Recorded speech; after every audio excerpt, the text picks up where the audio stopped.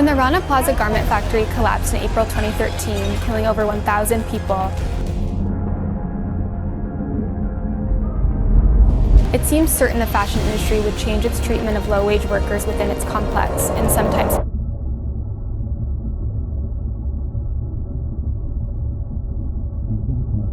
It was the worst industrial accident in Bangladesh's history. Over 1,000 people died when an illegally extended 8-story building, which was a garment factory, collapsed in an instant. They lay closed mainly for Western fashion brands.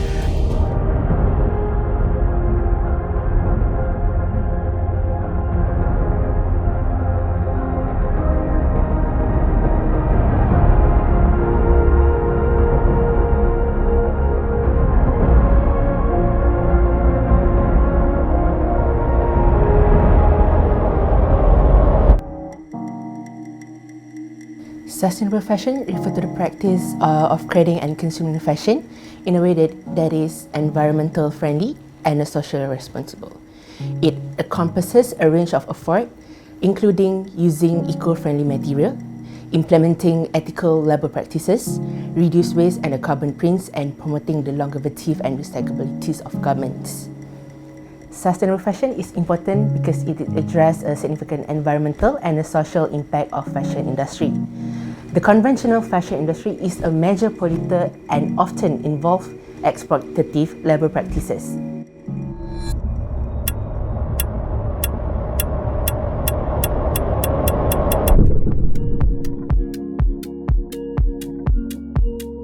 Yeah, hi, I'm Andrew Jackson. I'm the Head of Business Development for Upcycle for Better and Lifeline Clothing Malaysia. Lifeline Clothing Malaysia is a premier textile recycling company in the country with ISO accreditation and a zero waste to landfill policy. Well, microfibers are actually a form of microplastic, which actually comes from synthetic materials such as spandex or polyester. Around the world, between 16 and 35% of all microplastics in the ocean has actually come from synthetic materials and textiles. I think first thing that we can do is actually look at using more natural fibres so that they don't end up in the seas. Second thing, of course, being from a textile recycling company, I'd always suggest a reuse. If you can thrift your clothes, or you can pass it down to your friends or family, or even donate it to a charity, you're massively helping with what's going in our sea. And finally, a lot of the microplastics are actually released during laundry.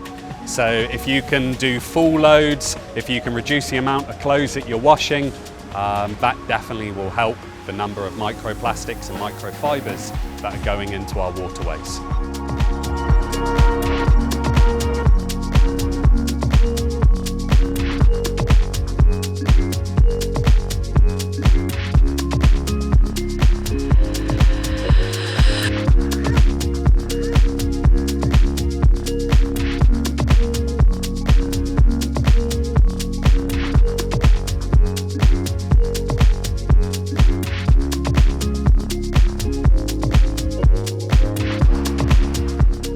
Well, fast fashion is usually rapidly produced clothes made of low quality and of course attached with a low price tag.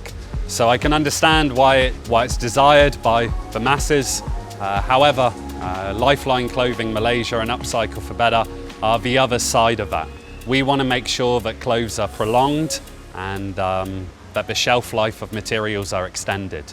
So fast fashion, although it comes with a cheap price, it actually comes with an expensive price for our environment. Well, it's estimated around 100 billion garments every year are produced, with a large amount of that ending up in our landfills and into incinerators, around 87%. So the problem is, 50, 60, 70 years ago, there were less people on the planet. They were living shorter lives and we were having less babies. So where I see a problem is that in 30, 40, 50 years' time, what's going to happen to all those extra clothes that are being produced now to cater for the population?